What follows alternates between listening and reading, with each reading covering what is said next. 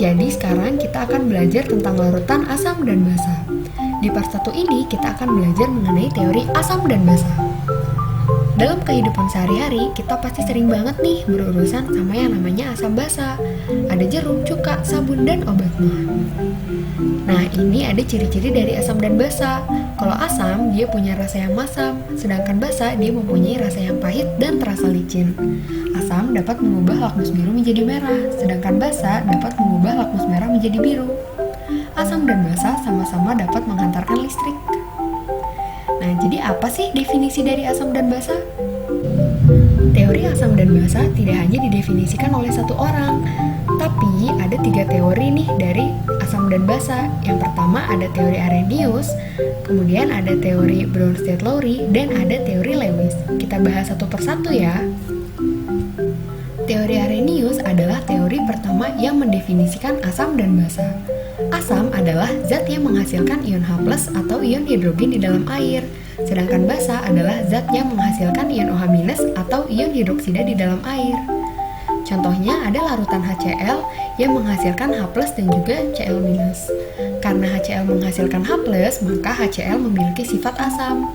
Sedangkan larutan NaOH menghasilkan ion Na+ dan juga ion OH-. Karena menghasilkan ion OH-, maka larutan NaOH memiliki sifat yang basa. Sayangnya, teori Arrhenius hanya berlaku untuk zat yang memiliki fase aquos atau fase larutan. Yang kedua, ada teori Bronsted dan Lowry. Asam adalah pemberi atau donor proton H+, sedangkan basa adalah zat penerima atau akseptor proton H+. Asam ciri-cirinya memiliki H yang lebih banyak, sedangkan basa ciri-cirinya memiliki H yang lebih sedikit. Langkah-langkahnya, yang pertama adalah pasangkan senyawa yang mirip. Yang kedua, bandingkan senyawa yang mirip tersebut dan tentukan senyawa mana yang bersifat asam maupun basa. Tidak lupa juga senyawa yang ada di sebelah kanan atau setelah tanda panah ditambah dengan kata konjugasi. Dari contoh ini kita lihat mana senyawa yang mirip, yaitu ada larutan HCl dengan ion Cl-. HCl memiliki 1H sedangkan Cl- tidak memiliki H, sehingga HCl digolongkan sebagai asam, sedangkan Cl- digolongkan sebagai basa konjugasi. Di sini ada H2O dengan H3O+. H2O memiliki H yang lebih sedikit daripada H3O+, sehingga H2O digolongkan sebagai basa, sedangkan H3O+ digolongkan sebagai asam konjugasi. Di soal biasanya ditanyakan mana pasangan yang merupakan pasangan asam basa konjugasi. Dari contoh ini, jawabannya yaitu HCl dan Cl-. Nah, ini contoh yang tadi. Kita coba contoh yang lain ya. Di sini kita cari pasangan yang mirip, yaitu ada NH3 dan juga NH4+. NH3 memiliki 3H, sedangkan NH4+ memiliki 4H. Sehingga NH3 digolongkan sebagai basa, sedangkan NH4+ digolongkan sebagai asam konjugasi. Dan ada H2O yang berpasangan dengan OH-, sehingga H2O digolongkan sebagai asam dan OH- digolongkan sebagai basa konjugasi. Nah, kita lihat di sini H2O bisa memiliki sifat asam maupun basa. Maka H2O disebut juga zat amfoter. Zat amfoter adalah zat yang memiliki sifat asam maupun sifat basa.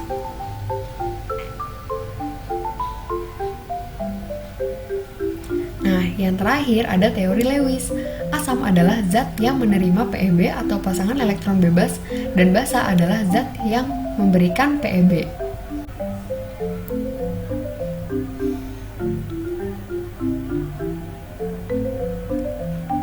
Contohnya ada larutan NH3 dan larutan BF3 yang menghasilkan larutan NH3BF3. Untuk teori Lewis, kita harus tahu struktur Lewisnya terlebih dahulu. Nah, di sini terdapat data golongan dan elektron valensi masing-masing unsur. Pertama, kita buat struktur Lewis dari NH3. Kita gambarkan N beserta struktur Lewisnya. N memiliki elektron valensi 5, maka titiknya ada 5. Dan H memiliki elektron valensi 1, sehingga kita beri titik 1. Kemudian kita buat struktur Lewis dari BF3. Di sini B memiliki elektron valensi 3, maka kita berikan 3 titik. Dan F memiliki elektron valensi 7, sehingga kita beri titik 7.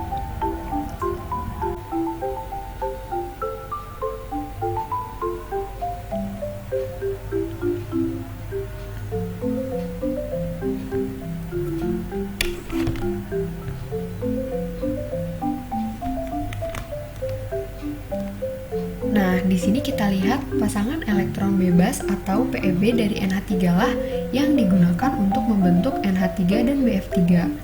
Maka NH3 berperan sebagai pemberi PeB dan BF3 berperan sebagai penerima PeB.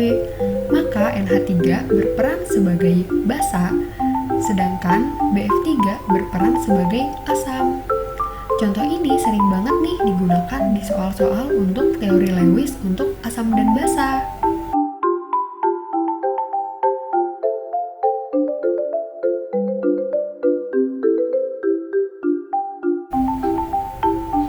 Nah, itu tadi ketiga teori asam dan basa, ada Arrhenius, Bronsted-Lowry, dan Lewis. Semoga bisa bermanfaat ya.